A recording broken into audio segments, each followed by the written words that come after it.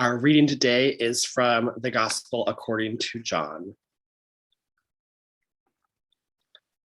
I am the true vine, and my heavenly parent is the vine grower, who cuts off every branch in me that doesn't bear fruit, but prunes the fruitful ones to increase their yields. You've been pruned already thanks to the word that I have spoken to you. Live on in me as I do in you. Just as a branch cannot bear fruit of itself apart from the vine, neither can you bear fruit apart from me. I am the vine, you are the branches. Those who live in me and I in them will bear abundant fruit, for apart from me, you can do nothing. Those who don't live in me are like withered, rejected branches, to be picked up and thrown on the fire and burned. If you live on in me, and my words live on in you, ask whatever you want and it will be done for you. My heavenly parent will be glorified if you bear much fruit, and thus prove to be my disciples. As my heavenly parent has loved me, so have I loved you. Live on in my love, and you will live on in my love if you keep my commandments, just as I live on in God's love and have kept God's commandments. I tell you all this that my joy may be yours, and your joy may be complete. This is my commandment. Love one another as I have loved you. There is no greater love than to lay down one's life for one's friends. And you are my friends, if you do what I command you. I no longer speak of you as subordinates, because a subordinate doesn't know a superior's business. Instead, I call you friends, because I have made known to you everything I have learned from our heavenly parent. It was not you who chose me, it was I who chose you to go forth and bear fruit. Your fruit must endure, so that whatever you ask of our heavenly parent in my name, God will give you. This command I give you, that you love one another. Holy wisdom, holy words, thanks be to God. Well, we're closing in on our series on the I am sayings. This is traditionally the last one that's given. We're going to do one more after this. But I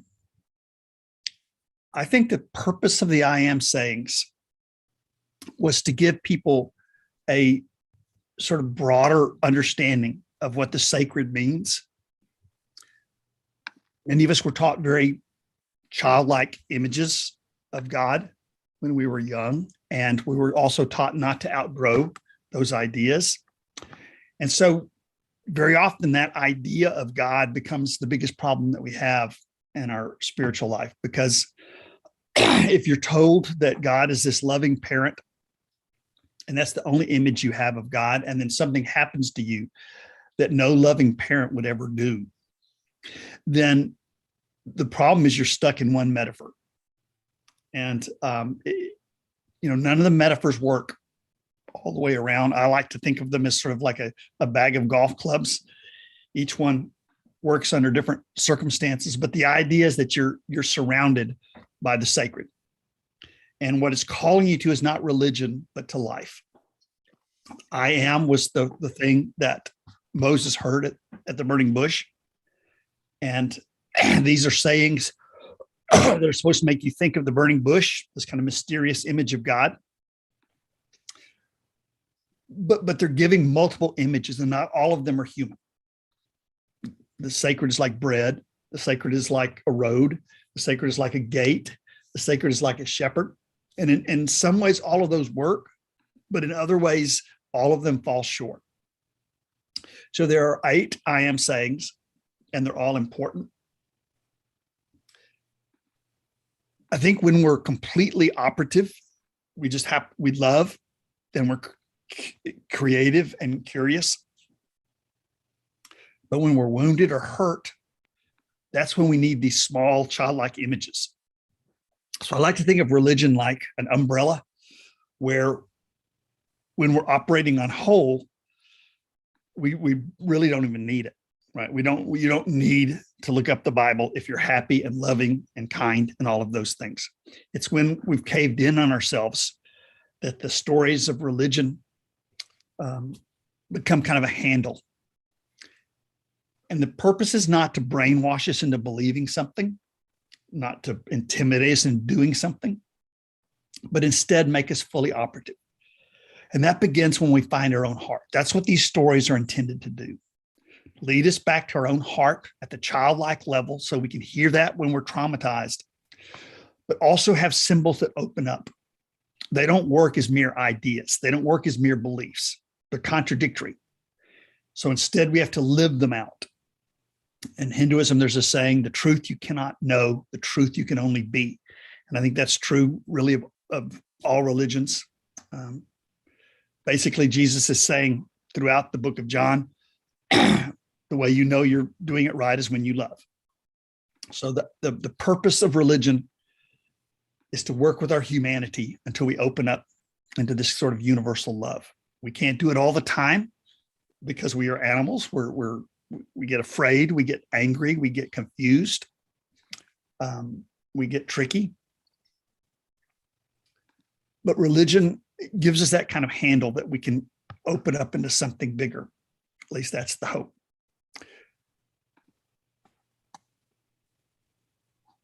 No one image of the sacred covers the basis of all the ways that you may experience the sacred in your life.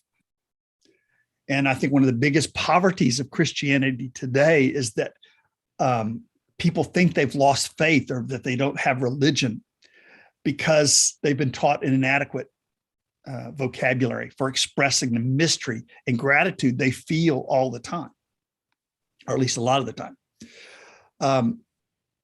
In some ways, God may be like a loving person, a loving parent, but in other ways, that's not what life feels like sometimes. To think of God as an energy or a spirit gives us a whole lot more of a vocabulary to understand our lives. If we think of it like electricity, to an oven, electricity produces heat. To a refrigerator, electricity, the same electricity produces cold. To a lamp, electricity produces light. To a radio, I don't know what people still have. Do people still have radios and record players? I don't. The culture's moved beyond me. But if there are radios still, the electricity is converted to sound. That's what's happening when John goes around the bush and says, you may experience the sacred like bread. That's one of the I am sayings, something that's just ordinary, but it somehow fulfills you. You may experience that as a kind of a shepherd. Remember that Jesus is almost quoting these wisdom sayings of Sophia and all of these I am sayings. This is coming from the Sophia sayings. So it's also like a shepherd that guides us. Wisdom is like a shepherd that guides us. And today he's saying it's like a vine. Jesus is speaking as life and saying, I'm the vine, you are the branches. Now, what I hear in this, and of course, you don't have to follow my interpretation, but what I hear in this is, first of all, a call to remember that we have roots. When Jesus says, I'm the vine, you're the branches, we come out of some kind of depth that we don't understand, right? We're not just made like a pot. We emerge from the earth. We are expressions of life. Every being on the planet is an expression of that life. We are fingers of one hand. I guess I could say legs of one centipede. You can take the metaphors as far as you want to. But I think what this first point that I get from this I am saying is that when you feel adrift, when you feel rootless, when you feel lost, remember that you have roots that go into reality. If there's a invisible being that's making things happen, the way traditional religion says, then your roots go there. If that's a metaphor for this cosmic process, it still works. Today, we're going to look at two more Van Gogh paintings. I'm thinking that just like somebody like John is trying to come up with images that help us find our own heart, I think Van Gogh was doing that too. Can you put up the Van Gogh paintings. Thank you. This is the first one. I couldn't find a vine, a grapevine. This is as close as I could get anyway. But this is kind of the image I think that John is trying to paint. Like vines, the wood itself was almost useless, but it produced these grapes. And the different branches were treated differently by the farmer. Because if there weren't grapes on a branch, then the branch had to be cut off. If you wanted the vine to produce as many grapes as it possibly could, you had to cut off the branches that were just taking the resources from the plant and not producing grapes. So could you move to the second one, please? The second picture. I'm hoping we'll get some of that kind of wisdom idea in there. John, could you do the second one? Thank you. The wisdom sayings to me, the I am, it kind of personifies this cosmic process. And if you think of the universe as something that's woven, which is a metaphor, then whatever the wisdom is, whatever the process is that puts all of that together, that's where the Sophia sayings came from, mystical Judaism. And I think that's the spirit of John's use of the I am sayings. There's something, maybe a person, it may be a process, but there's some wisdom that ties everything together. When Jesus says I am, it's that source that we come out of, but it's also the tie that binds everything together. Thank you, John. So I think what is being said there is that everything's interconnected and there's a depth to things. The Stoics use this image a lot, that idea that we are parts of one body. Paul uses it saying that each person is like an eye or a foot or a leg to this body. That's coming from Stoicism, that rational human beings, loving human beings, just human beings see themselves as parts of all humankind. When somebody sees themselves just as an individual, they can do great damage in the world. When they think it doesn't matter if they pollute, that it doesn't matter if they hurt other people, that they just are measuring ethics by what it means to them, that does great damage in the world. So these I am sayings are helping us to understand that we're tied together, and ethics has to be ecological then, right? We can't, as great as the Enlightenment was, we are not these autonomous individuals. Our lives intertwine. And to be ethical beings, we have to care for one another. The last thing I want to point out about the first idea here, to remember our roots, is that in this mystical system, God is not the object of our love, but the source of it. And this is critically important. In traditional religion, you're supposed to muster these feelings for God or for Jesus. That's not what the I am sayings are trying to, they're not trying to put a guilt trip on you to love God more. It's saying that there's a source of cosmic love or creativity of which you are the expression. And so you're not being asked to muster up feelings. You're being asked to become aware and open to this greater creativity that weaves you together with all that has life and being. So that's the first image I get from this symbol of vine. The second is when we feel overwhelmed, to abide in love. John uses the word abide at least 6 times. And this idea of producing fruit, he uses it even more. The idea of a tree that didn't produce fruit was symbolic of a life that is lived in pure selfishness. A life that's, and it's not intended to be a guilt trip.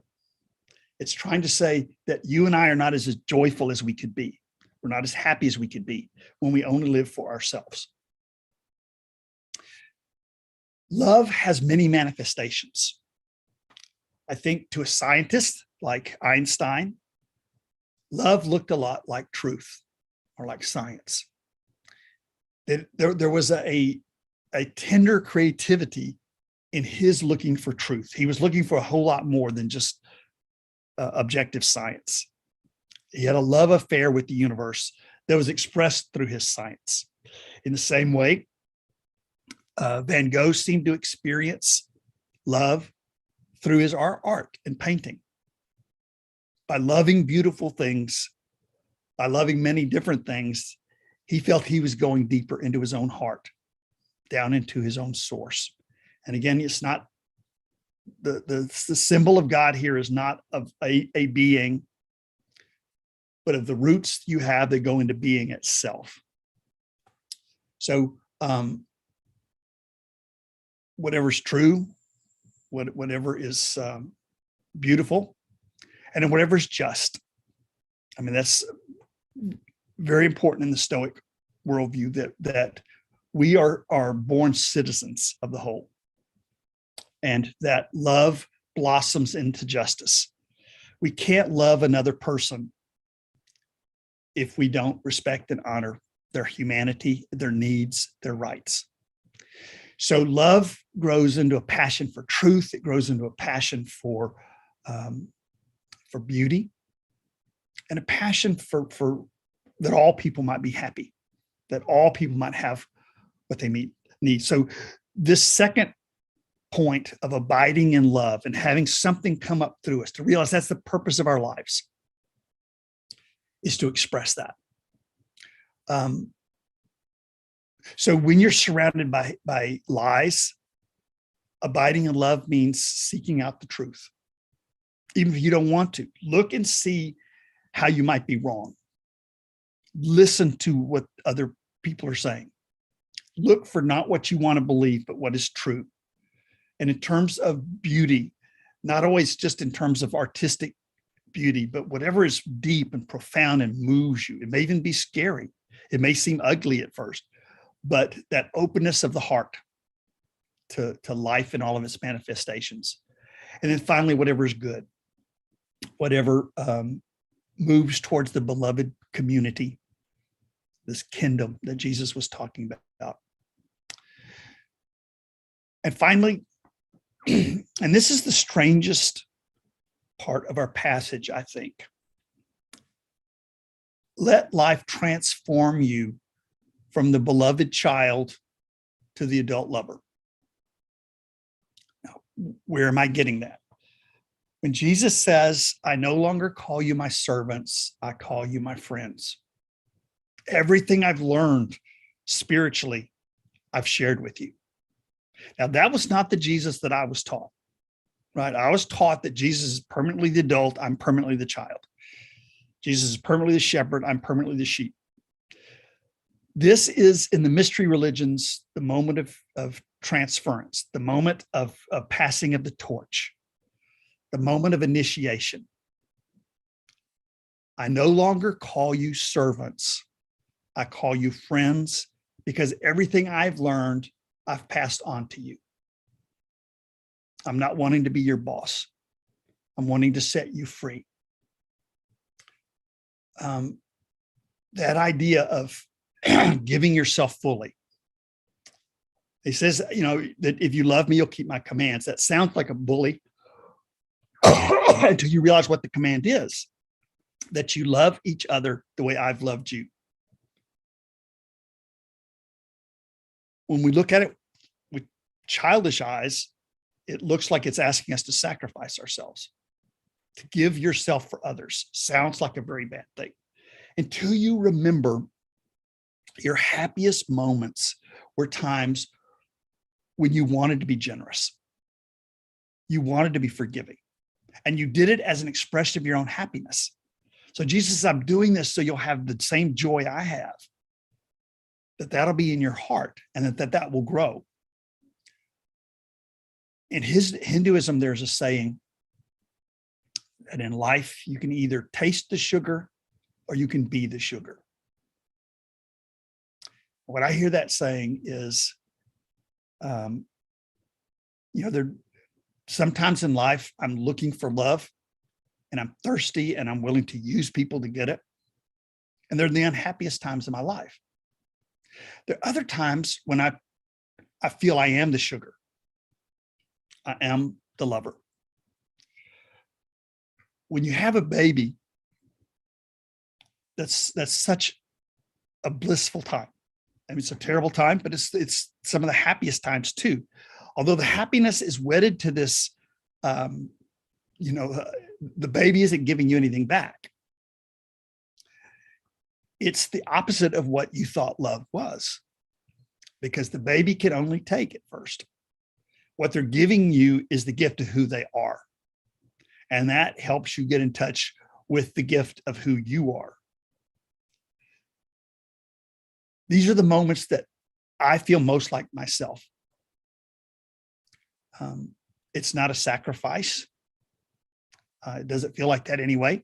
Even though I'm giving the shirt off my back, it feels like I'm blossoming in joy. I think it's Jesus' way of saying this Hindu saying, pleasure is tasting the sugar, but bliss is being the sugar. Pleasure is finding love. Bliss is being love. So looking at these I am sayings, we've got one more to go. It's the one that causes the trouble. That's what we'll look at next week. I'm the way, the truth, life. No one comes to God but me.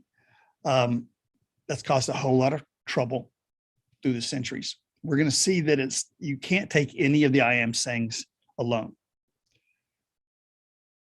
But our passage today about this way of God is sort of like a vine. And Jesus is expressing that as though he's the tree of life speaking to us, calling us to our own roots.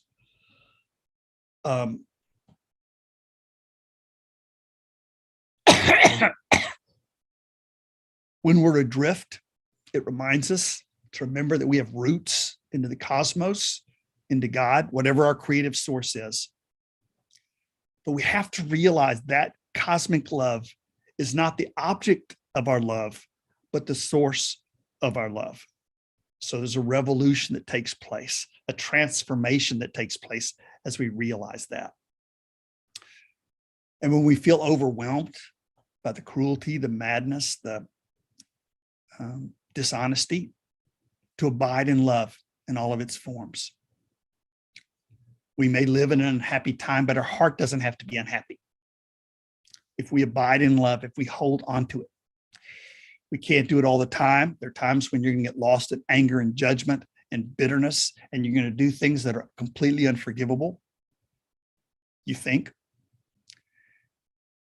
Until you remember that your capacity to err is nothing compared to this infinite grace, this infinite creativity that is nothing but second chances all through eternity.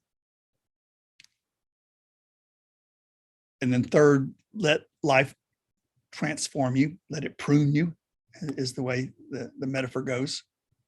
Let it transform you from beloved child to adult lover.